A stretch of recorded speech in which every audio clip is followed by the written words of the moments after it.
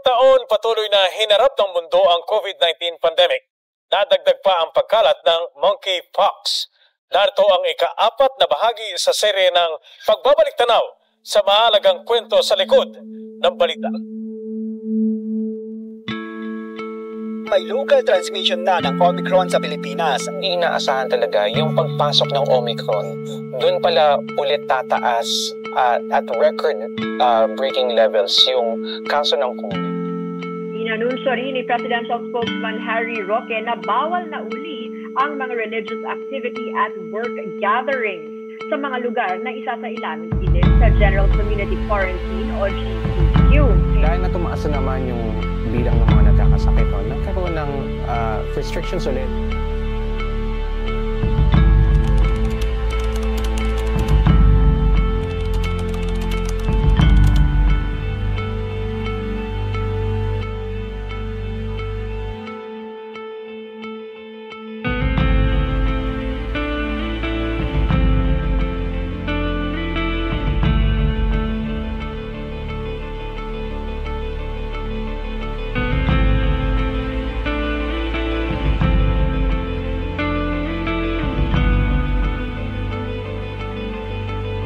Inanunsyo rin ni Presidential Spokesman Harry Roque na bawal na uli ang mga religious activity at work gatherings sa mga lugar na isasailalim sa General Community Quarantine o GCQ.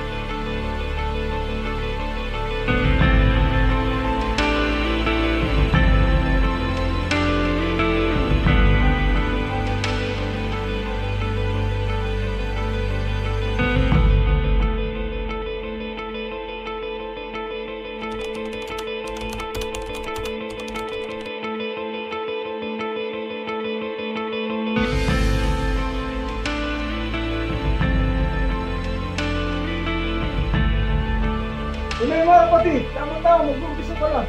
Ako.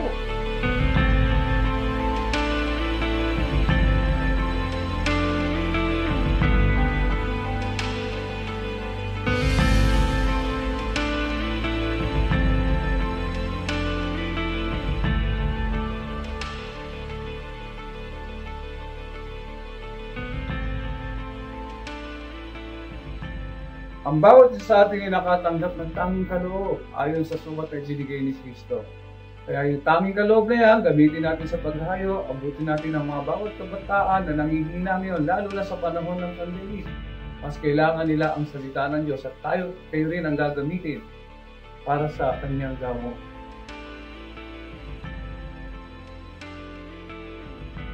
So guys, kaya ako pala kayo pinatawag. No? Napansin nyo naman nung last Sunday, diba? Nakita nyo naman na halos walang tao, halos lahat ng Christian na usually na nakikita natin sa loob ng simbahan, wala. So, tayo lang, as in tayo lang, no? So, nung time na yon pag-uwi ko, no, parang may something na sinabi ang Lord sa akin. Parang sinabi ng Lord sa akin na tayo bilang youth, bilang kabataan, bilang leader ng mga kabataan, is gumawa tayo ng way para mapabalik yung mga pamilya sa loob ng simbahan. So, sa tingin nyo, paano natin magagawa yun? What if gumawa tayo ng paraan, di ba? Subukan natin mag-imbita, kahit pa konti-konti lang, di ba? Pero kailan tayo natin pwede gawin yun? To Friday kaya? Sakto, holiday yun. Oo nga, no? Holiday yun, sa Friday. Ano, July sa Friday? Gusto mo? O sige, Pela, lista mo. Yung mga pamilya na pupuntahan natin. Yan. Para hindi natin makalimutan. Oo, umpisa natin sa malalapit. Diba? Yan, Loyola family, dyan sa baba. So ayun, ilista ko na lahat ng mga families na pwede nating bisitahin sa darating na Friday. Yun na ba? Wala nang atrasan to. Nakalimutan ba tayo? Wala na. So, okay, bago tayo muna, spray muna tayo.